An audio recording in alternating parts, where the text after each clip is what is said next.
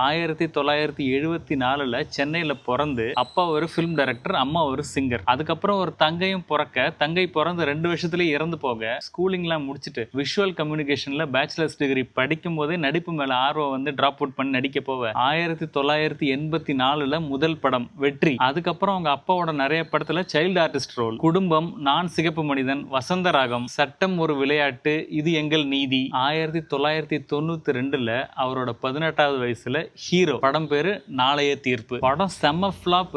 நிறைய விமர்சனங்கள் அவரோட லுக்ஸ் பத்தியும், பர்ஃபார்மன்ஸ் பத்தியும், ஆக்டிங் பத்தியும். சரி, டைரக்டா ஹீரோ வேணாம் அப்படின்னு அவங்க அப்பா டிசைட் பண்ணி இன்னொரு பெரிய ஹீரோ கூட சப்போர்ட்டிங் ரோல்ல நடிக்க வச்சு கேப்டனோட செந்தூர பாண்டி. அடுத்த வருஷமே ரசிகன் 175 நாள் ஓடி இளைய தளபதிங்கிற பட்டம். அஜித் குமார் கூட ராஜாவின் பார்வையிலே. 1996 ஒரு ரொமான்டிக் காமெடி படம் கோயம்புத்தூர் மாப்பிள்ளை, செம்ம ஹிட். அடுத்த வருஷமே பூவே உனக்காக, பட்டி தொட்டி எல்லாம் ரிச். சிவாஜி கணேசன் கூட ஒன்ஸ் மோர். அடுத்தது சூர்யா கூட சேர்ந்து நேருக்கு நேர். Tamil Nadu best actor Filmfare award காதலுக்கு மரியாதை படத்துக்கு. தமிழ்நாடு கவர்மெண்ட் கிட்ட இருந்து கலைமாமணி அவார்டு. துல்லாத மனமும் துள்ளும் படத்துக்கு MGR honorary award. 2001 hat-trick hits, Friends, Badri, Shahjahan. அது வரைக்கும் ரொமான்டிக் ஹீரோ மட்டும் இருந்துட்டு 2003 திருமலை. அந்த படத்துல ஆக்ஷன் ஹீரோவா கால் பதிச்சது அவரோட கரியர்லயே ஒரு டேர்னிங் பாயிண்ட். அதுக்கப்புறம் கில்லியில பாக்ஸ் ஆபீஸ் ரெக்கார்ட் அடிச்சுட்டு போக்கிரியில அடுத்த பாக்ஸ் ஆபீஸ், எம்ஜிஆர் யூனிவர்சிட்டியில இருந்து டாக்டர் பட்டம். இந்த ஆக்ஷன் படத்துல இருந்தா பிரேக் கொடுக்குற மாதிரி 2011 ஒரு ரொமான்டிக் காமெடி படம் காவலன்.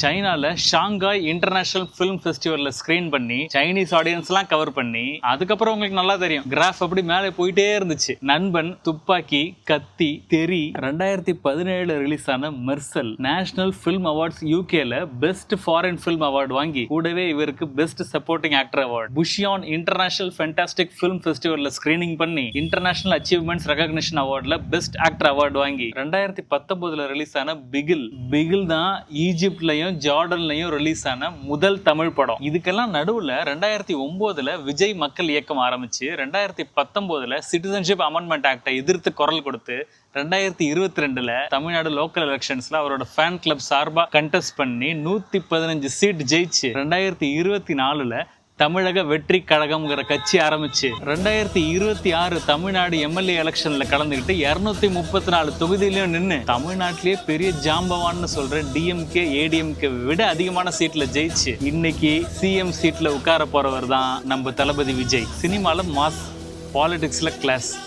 இதுதான் நம்ம தளபதி விஜயோட ஜேர்னி. ஒரு சிம்பிள் ஆக்டரா லைஃபை ஸ்டார்ட் பண்ணிட்டு இன்னைக்கு மக்கள் மனசுக்குள்ள ஒரு நம்பிக்கையா நிக்கிற ஃபேன்ஸோட அன்பு தான் அவரோட பிக்கஸ்ட் ஸ்ட்ரென்த். இன்னைக்கு அதனாலதான் இந்த லெவலுக்கு வந்திருக்காரு. இது ஒரு ஆக்டரோட கதை மட்டும் இல்ல, இது ஒரு மூவ்மெண்டோட ஆரம்பம். இன்னும் பல அத்தியாயங்கள் வரப்போகுது. பொறுத்திருந்து பார்ப்போம். இன்னொரு வீடியோல பார்க்கலாம்.